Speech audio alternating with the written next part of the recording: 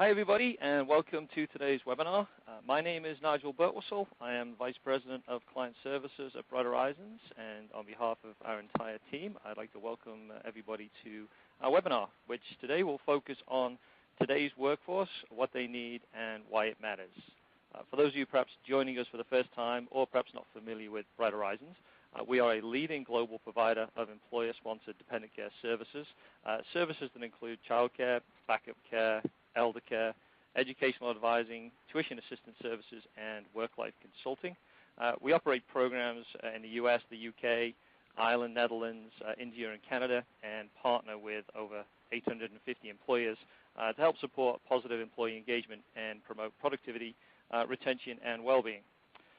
So before we start the program, let's just go through a couple of housekeeping reminders. We will be tweeting live at BH at Work, so feel free to join the conversation with the hashtag #SawLive. If you do experience any technical difficulties, please just click on the help button or type a question in the Q&A box, and somebody will get back to you and assist you. We do, throughout all of the webinar series, we do encourage questions to be asked at any time. So if you could just type them into the question widget and then click Submit. Today's webinar is approximately 1 hour, so we're going to do our best to answer questions either throughout the session or at the end of the session. Feel free to explore. You'll see a lot of little widgets along the bottom of your screen. Feel free to explore those. You'll see speaker bios, access to Q&As, and ways to connect with Bright Horizons and even read our blog. It is our goal to host events that provide you as HR leaders with useful and actionable content. So if you would please take a moment to complete the brief event evaluation survey at the end of the webinar, it simply helps to ensure that the content of future similar events remains as relevant and as engaging as possible.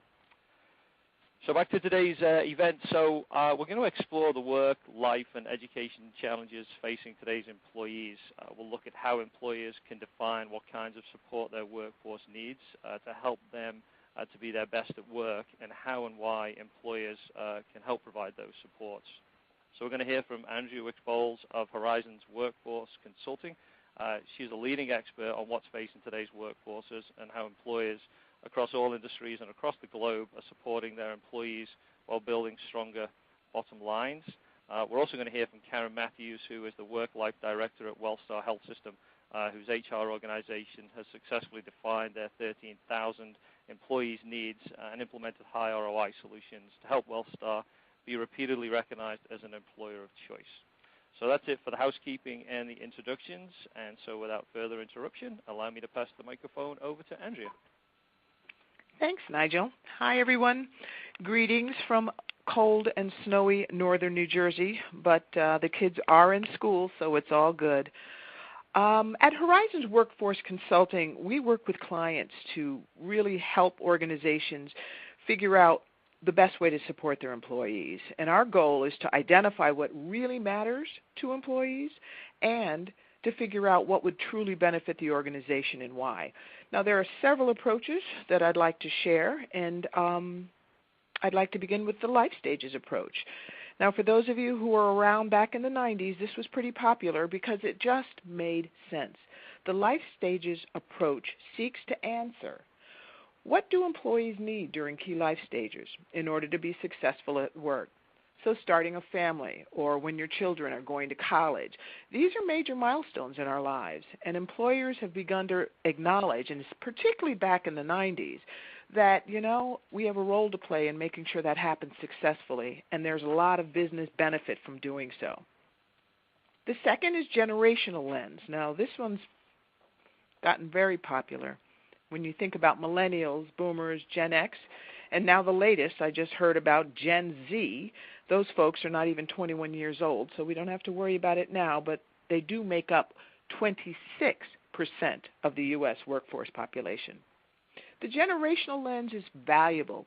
It's helpful because it helps you organize the structure of your workforce and to figure out, millennials, for example, what's motivating them to be successful? What do they need from a workforce, and what are their expectations? Boomers, a whole different generation. they're planning to stay in the workforce longer. So what do they need to be able to not just stick around, but to continue to be fully productive? And what are some of the family care challenges they may experience? The third approach is called well-being.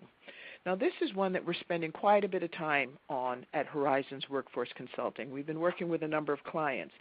Well-being seeks to understand key areas that define an employee's quality of life and prioritizes what matters most, as well as identifies what's emerging as a key area or issue.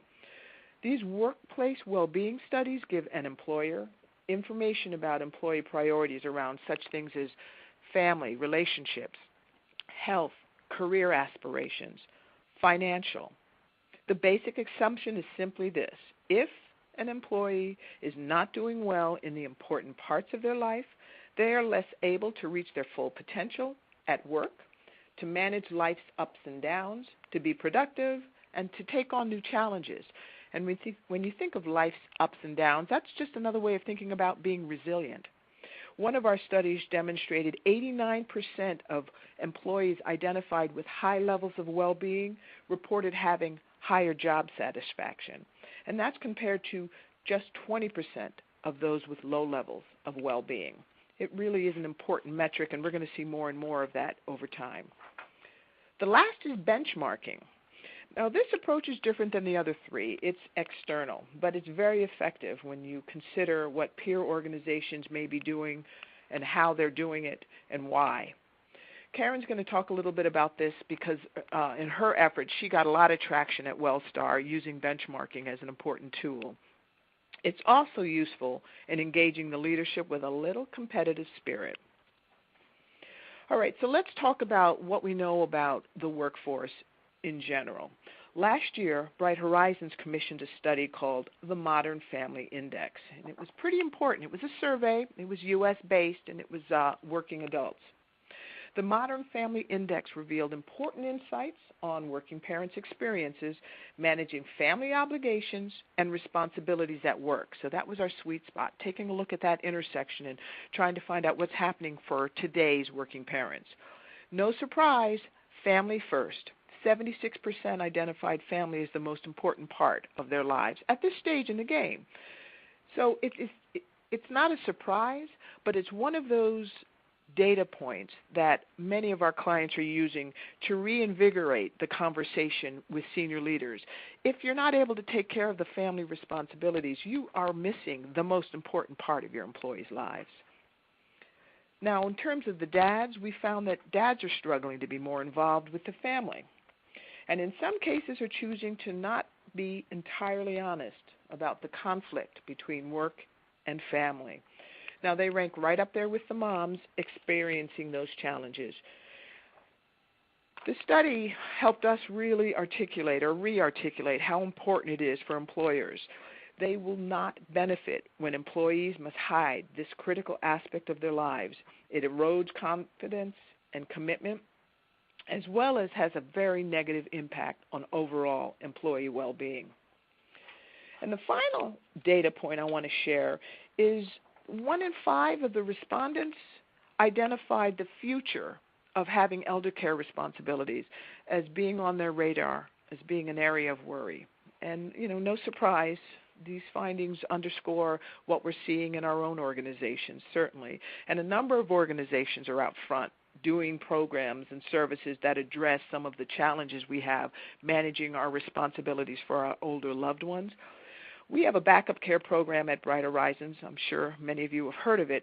Well, the elder care component is just incredible. And when we read the testimonials or the comments from users of that particular piece of the service, it's incredible how valuable they are finding it. And in fact, we share some of these comments with our frontline folks to continue to inspire them because they are seeing how very important this benefit is to an individual's overall sense of self and the ability to maintain their responsibilities at work.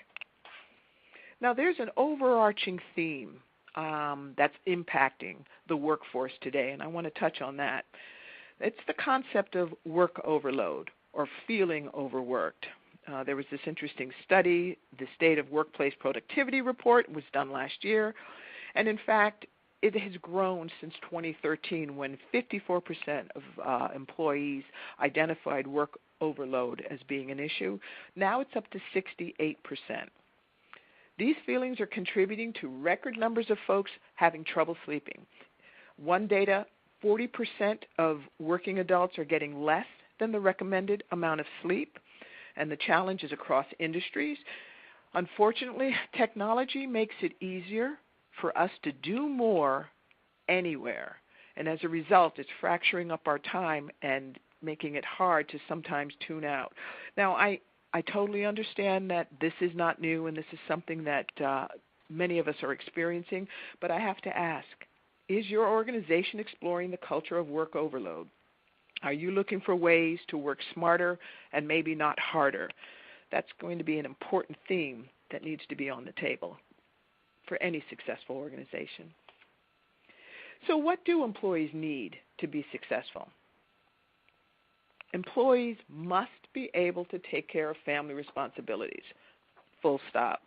Child care, elder care, health, education, these are key issues.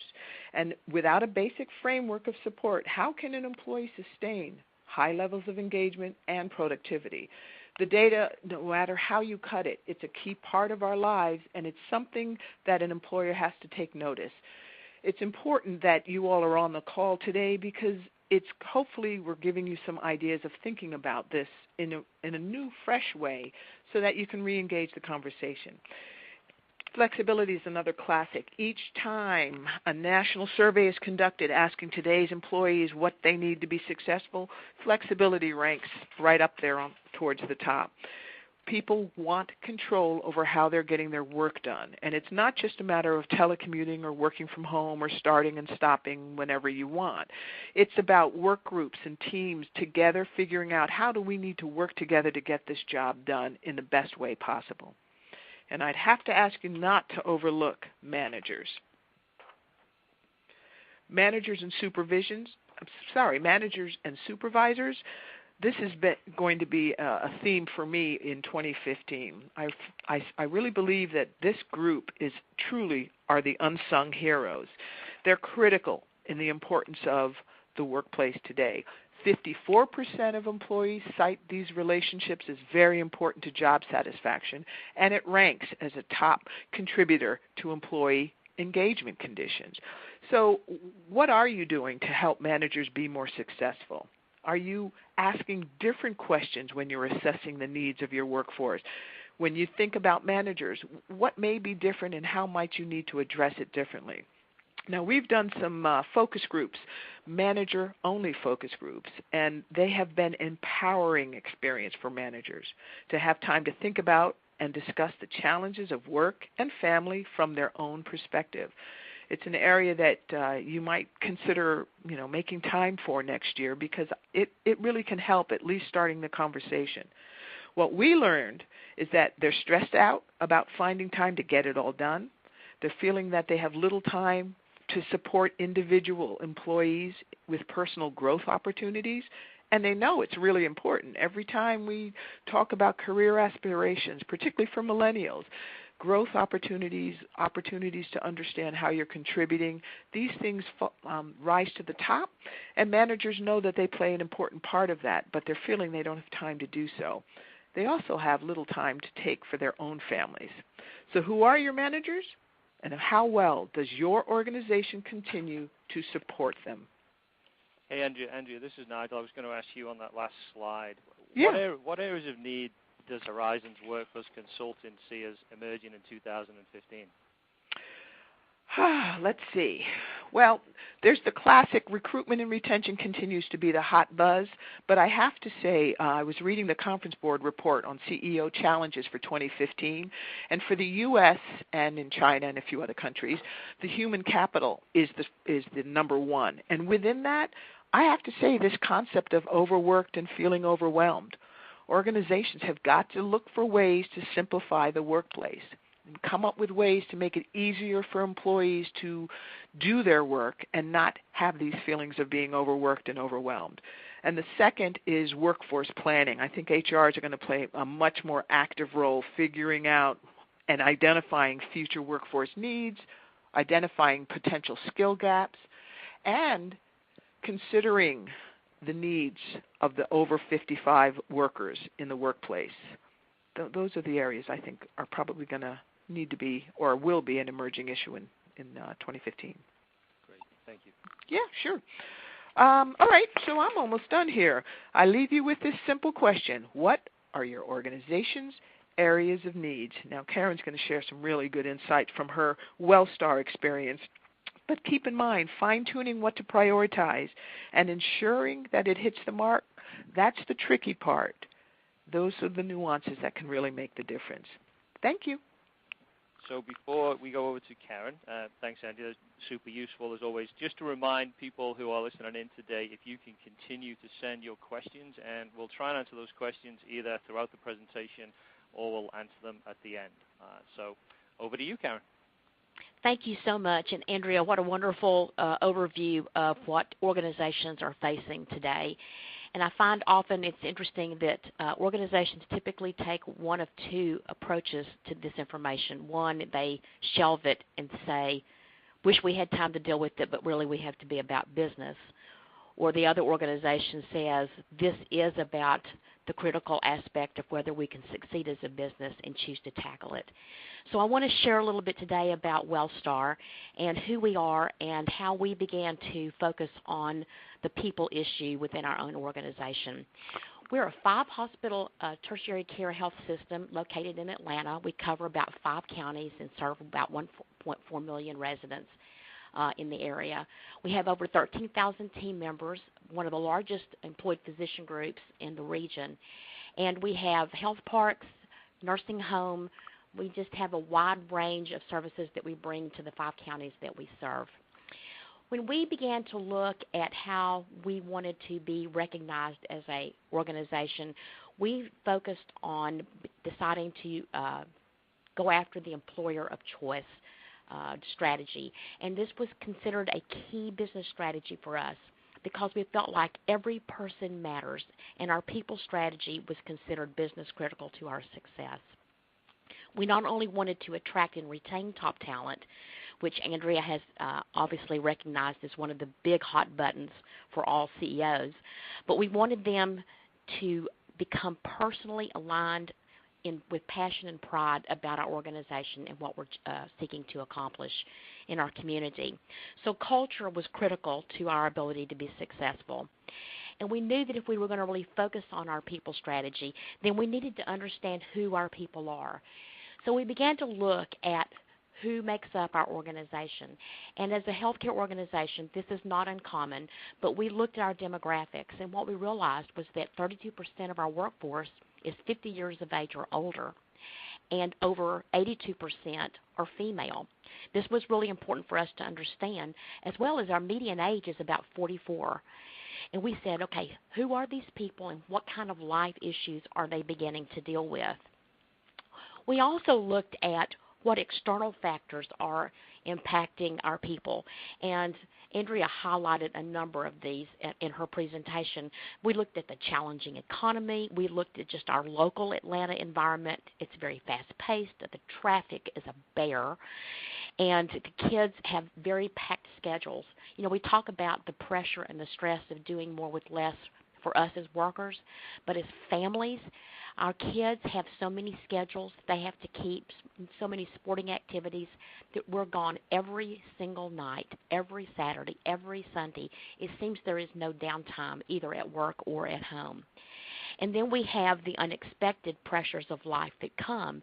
For us here, it was the 500-year flood that happened about 3 years ago, and last year it was Snowmageddon. And there's going to be any number of other things that will hit us. It's interesting that our EAP program tells us that the top 3 stressors that are identified through our employee assistance program is family, finances, and stress. So what were we going to do to begin to address this?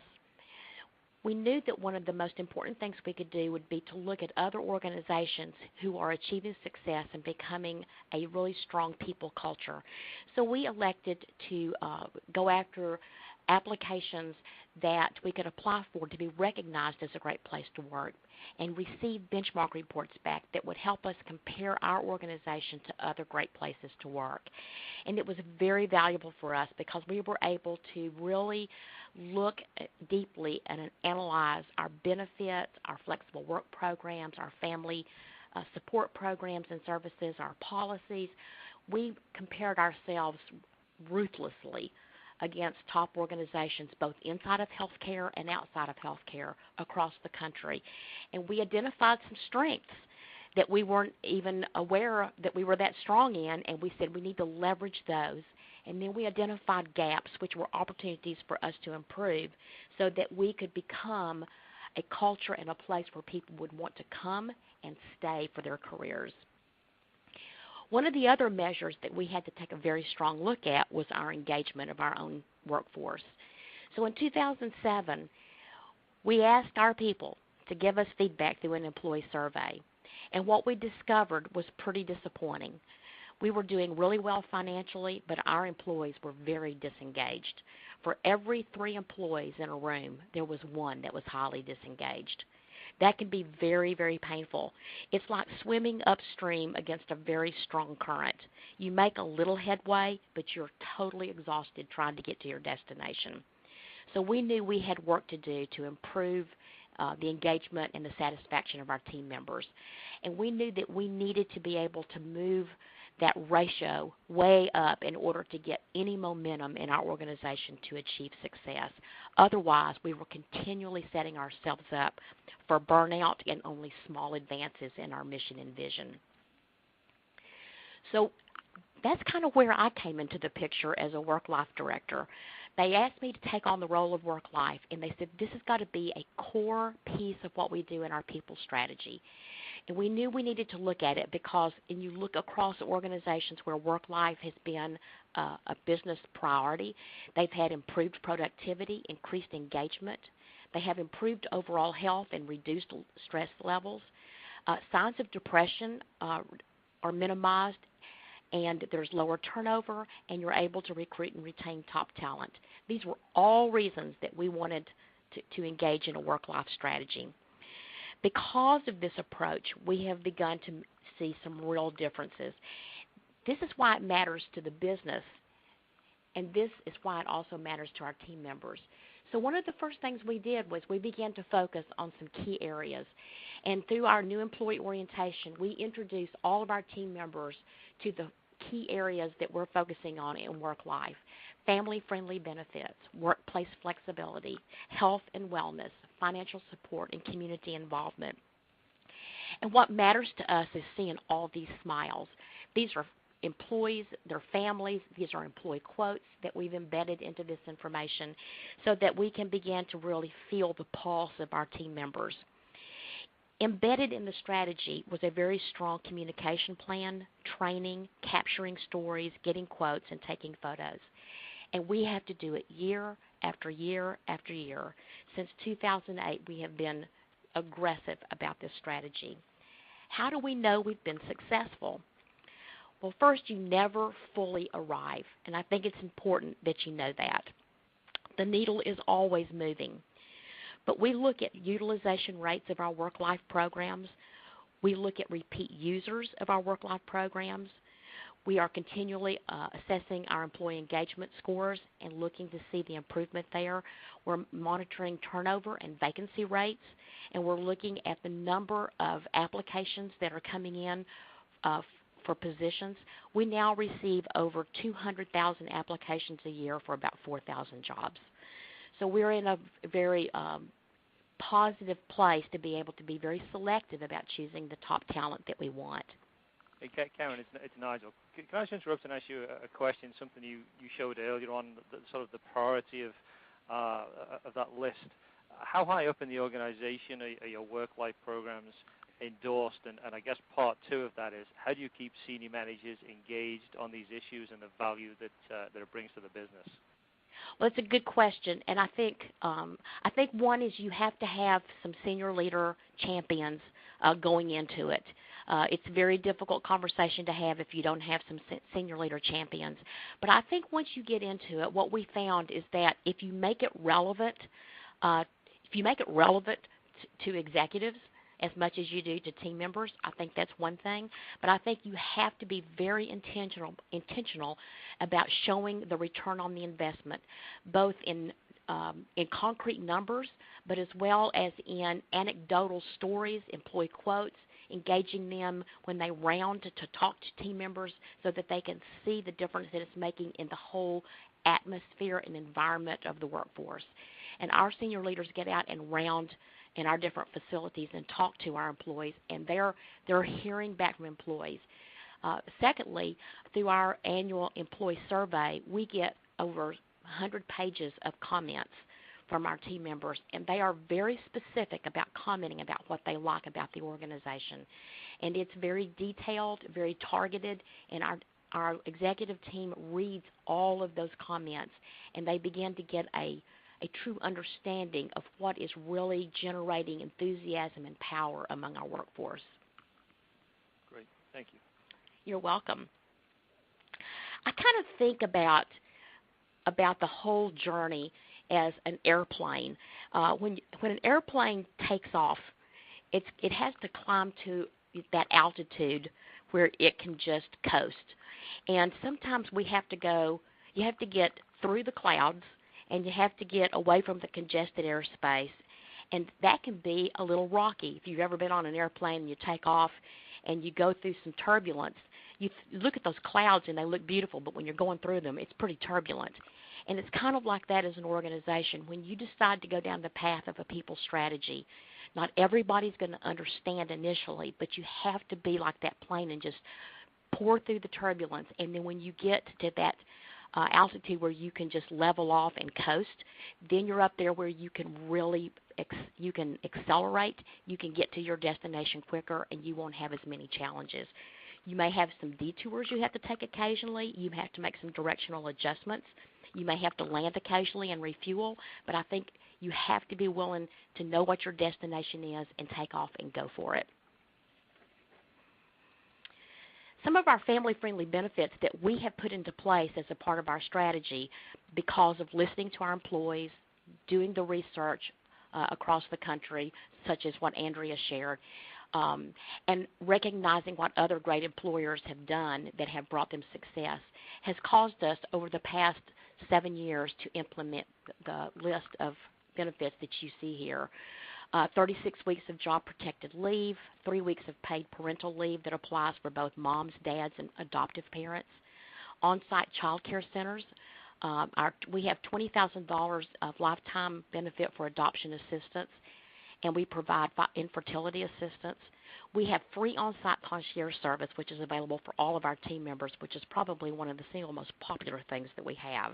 It is free to our team members. The only thing they pay for is the mileage that the concierge may have to drive to do the errand. But if they're taking their own car for oil change or tire rotations or whatever, there's no charge at all. We also have backup care for children as well as elderly family members. We have a Building Families program that focuses on helping those who are expecting a child either through adoption or birth to prepare for the arrival of that child. And we have baby showers at each site. We have vendors come in, pediatricians come in, HR consultants come in, benefit specialists to help team members navigate all the decisions that they will be making as they plan for this arrival. And then we have our retirement plan, our pension plan, and our 403B plan. We kind of call that our golden handcuffs. But all of these things kind of address all of the life needs that our team members are facing. The other way that we know that we're are successful is we're measuring the ROI. And these are things that executives care about. They want to know, if we're paying for this, what is the utilization? What is the return for us? So we get monthly reports that will help us understand how our team members are making use of this, what team members are making use of it, not by name but by job type. so that we can understand that team members who are using these services are staying at work instead of being absent. And that helps us understand hours saved, which translates into payroll dollars. It also translates into effectiveness and the quality of the care that we're providing. We also look at vacancy trend. We always balance our vacancy trend with what's going on in our organization. So if we're starting new businesses or opening up new sites for service, we know that there's going to be vacancies initially. So the graph's going to adjust a little bit, but we also know that we're able to keep vacancies at a minimum because we don't have as many people turning over. So the next slide kind of shows you that our turnover trend has gone down significantly since 2007, and we've leveled, and that slight increase is only because of the new services that we're opening, and also because we're becoming a little bit more accountable for our leaders and our team members. So it's now, do you have the right people on the bus, and then are they in the right seat? So we're addressing all of these issues. I kind of want to go back to our engagement slide and just say, when we look back at when we began to do all of these things, we started back in about 2008, and in 2008, you can see we were right between 3 and 4 to 1 on team member engagement and disengagement. And over the course of the last several years, we've added these things in. We've added workplace flexibility. We provide free income tax service preparation. We've added Care Direct to help team members find more ways to take care of their families at home. We've tried to do a number of things to address their family and life needs to reduce that stress while they continue to come to work. And what we have found is that we've been able to show significant improvement. So as you can see, in 2013, we were at the point of, for every 11 engaged members, there was 5 that were disengaged.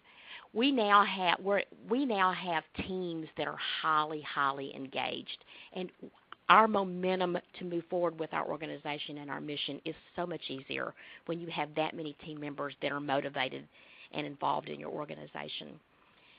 Who is WellStar? It's not just our facilities, and it's not just the physicians. It's the people. And the next slide really, I think, tells the story in so many ways. If you look at this graphic, what you can't tell by looking at this, but all those little pixels represent the employee photo badges of 13,500 team members. And we've put those all over our organization to say, you're in there and you are a part of who we are and you matter. And we're seeking all the time to try to understand what it is that will motivate, help them, support them, encourage them, so that they will remain loyal to us, will be passionate about the work they do, and that we'll be able to keep them for a career. That's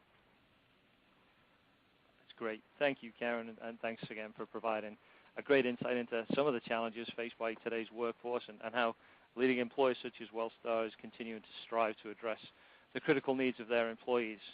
So we've received a number of questions during the session, and we'll try and answer as many as we can. And if there's questions that we can't get to in the allotted time, then we'll follow up in a separate communication. We will be sending out a copy of today's webinar to all attendees in the coming days. So, Karen, I'm actually going to go back to you first with this question. So when you developed the managers' work groups, how did you establish leadership support? One of the things that we've done at WellStar is we have an HR consultant model. And so what we have done is we have HR consultants who are trained to work alongside managers at all the sites to be their partners in their business strategy and to support them in how to meet the needs of their employees, to address their departmental goals. And we're working on building trust now. We spent a lot of time these past several years focusing on programs and practices that would kind of help employees balance their family, their personal, and their work life. And now we're trying to deepen that culture by building relationships. I kind of think of it as a parent and a child. We're helping managers understand that you can't just be a parent who just gives a child a bunch of stuff, and therefore that should make them happy. But it's about spending time with them, understanding their needs, educating, coaching them, mentoring them, and then engaging them in the work itself so that they take ownership for it themselves. So our HR consultant model and our organizational learning model has really helped us support managers in that effort. Great. Thank you. Okay, next question. Karen again. Tell us more about how WellStar identifies employees' unmet needs.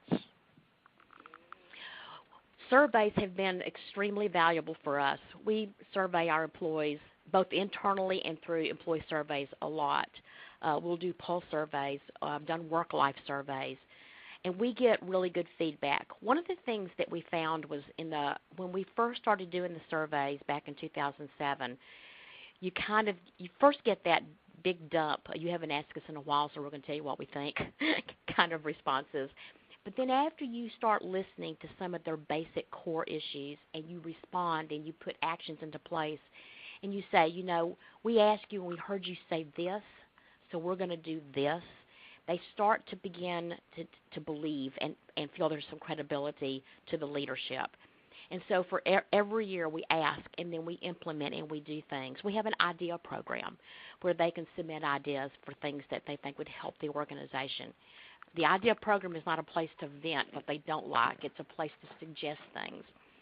But we ask our employees a lot, and we get their feedback, and then we respond to it, and we communicate around it, and we leverage it so that they know they were heard, and everyone else knows they were heard.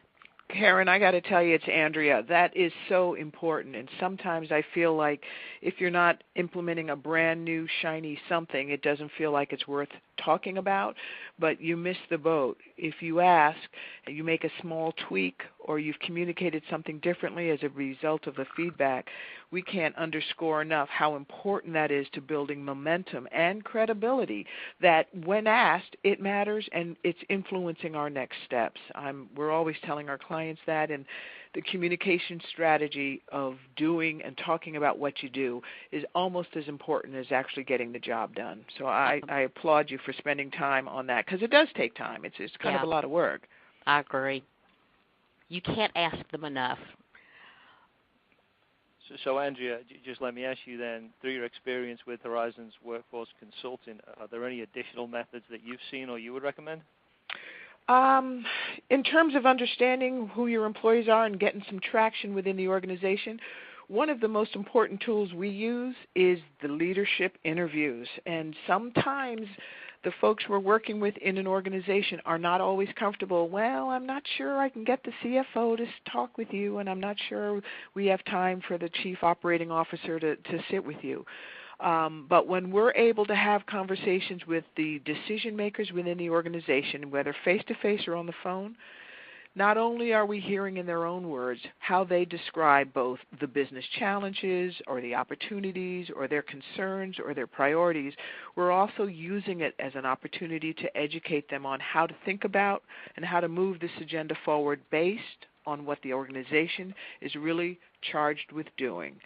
The nuances always make the difference in terms of how successful a strategy can be, and it is through the leadership interviews that my colleagues and folks that I work with at Horizons that we learn those insights and those nuances. So I'd have to say that's a critical tool to do. Okay, so this next question is going to go out to both of you. Let's go with Karen to start with. So it says, how do WellStar and Horizons Workforce Consulting make use of the data that you gather, and then how is it communicated to leadership? So two-part question. Okay, so I'll start, Andrea. When we receive the benchmark reports or the employee engagement surveys back, those are analyzed, and there are what we call key messages that we pull from there. We then present those to Executive Vice President Council, and the Executive Vice President Council reviews those, and the champion of that particular data group will make recommendations to Executive Council and to our board based on our current strategy and the alignment it would have around toward helping us achieve our mission. Most every program that we've put into place has been based off of benchmark reports, data, feedback from employees, feedback from benchmark reports, and recommendations for improvement. And that's been helpful because then when you come back the next year, then you show the impact. we did this, these are the results.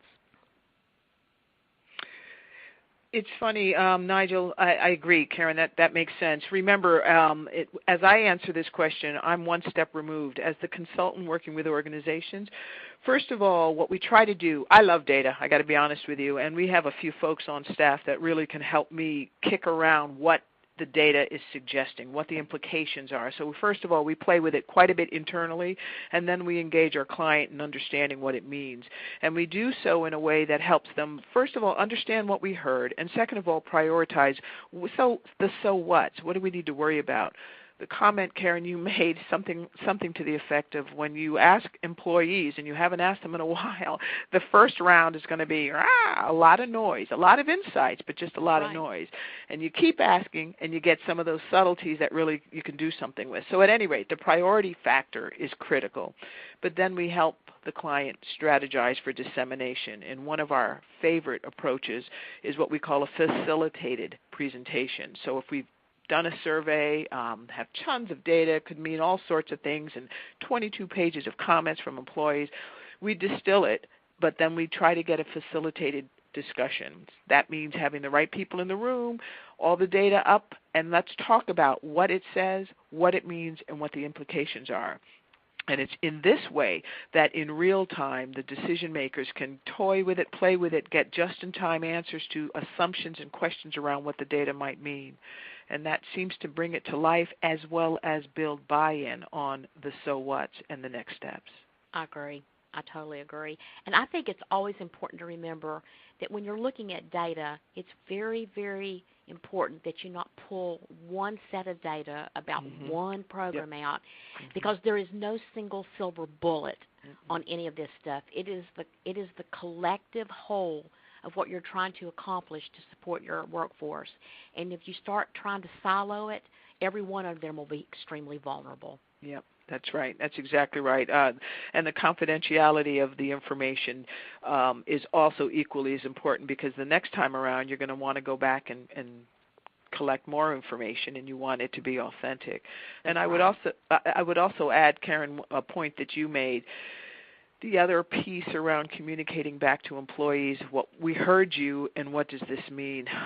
Because decisions can take a while to be made, it's important to not just distribute the findings, but to also break down its implications within your workforce. And when we're dealing with healthcare organizations, for example, the nurses have their own challenges, and certain things are particularly important for them to get feedback on and to get tied back to their challenges.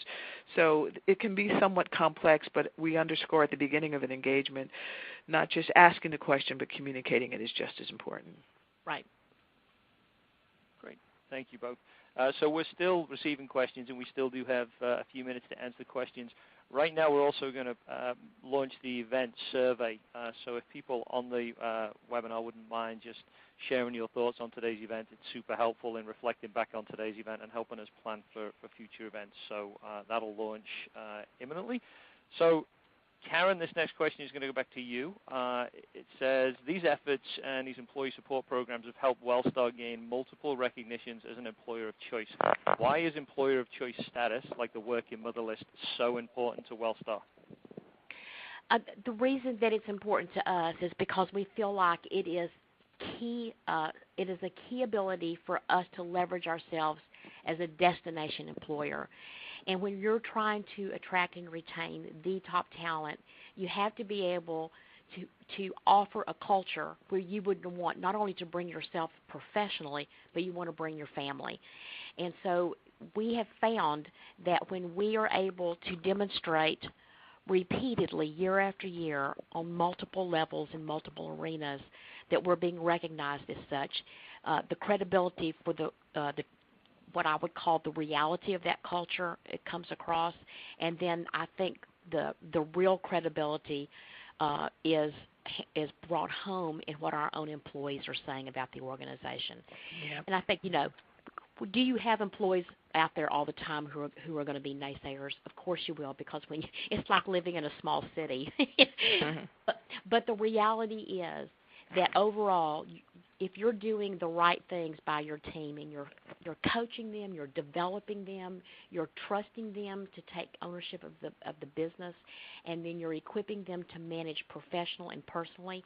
You're going to get such results back from them, and people are going to want to come and be a part of that culture.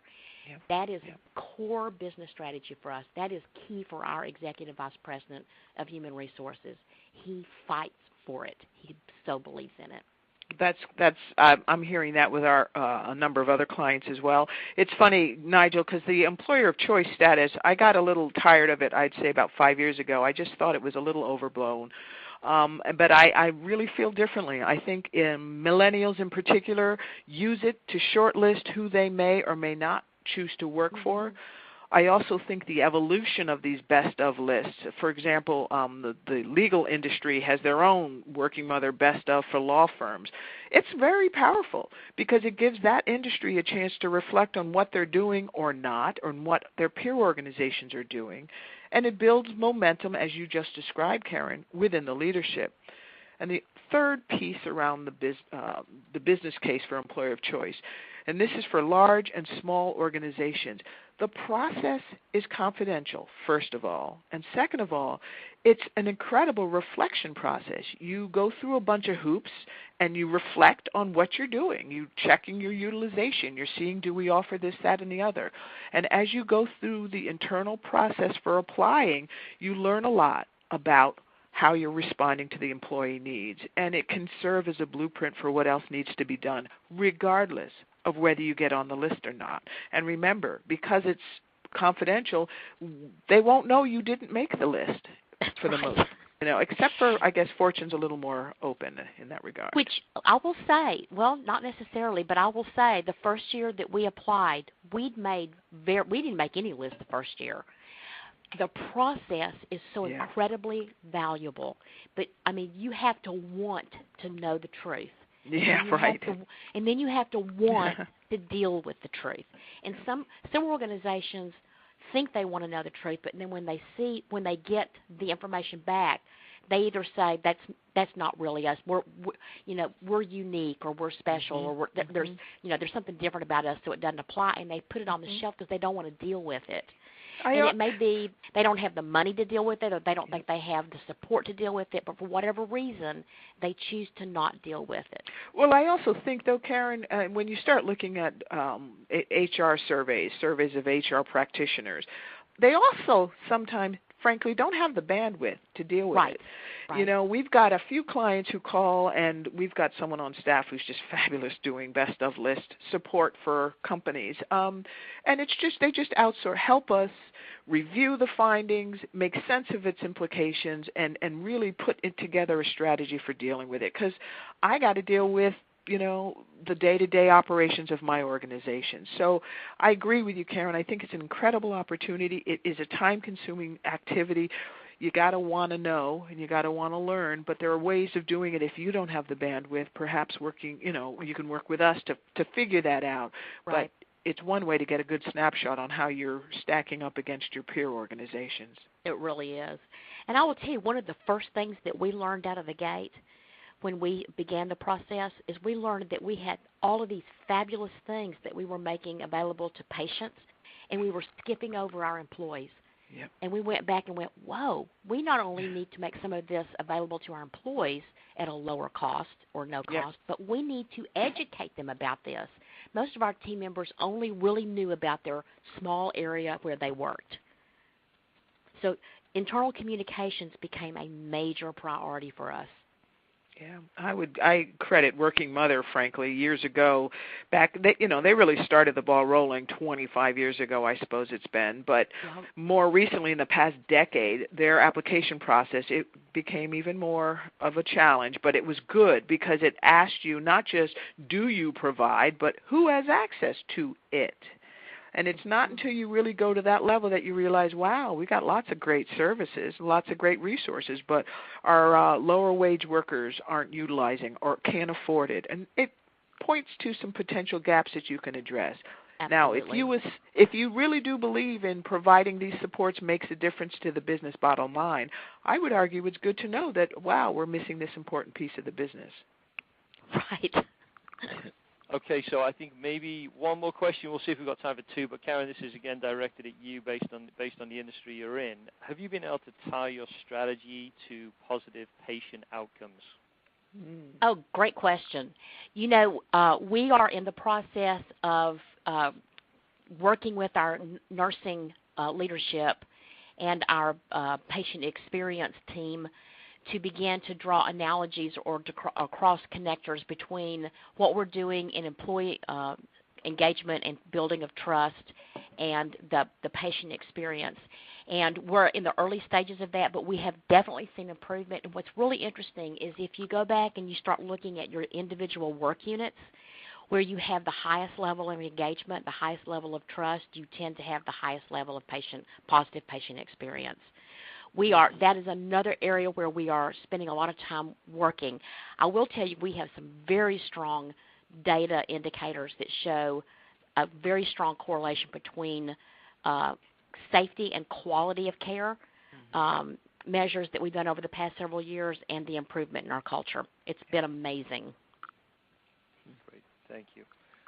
So in a minute, I'm going to put you both on the spot, Andrea and Karen, and ask you just to wrap up with a couple of final remarks. So just before that, just a piece of housekeeping. I think a couple of people may be struggling with the survey. So if your pop-up blocker is on, click on the red survey at the bottom of your screen, and that's going to help you complete the survey. The pop-up blocker may be impacting that.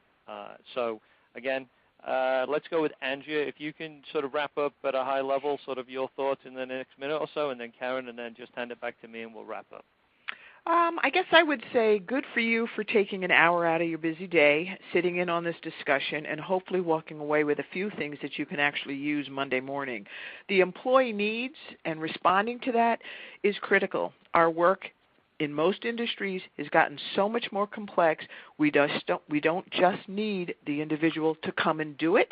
We need them to be so fully engaged that they're creating and innovating and going the extra mile, impressing the client in a client-facing engagement.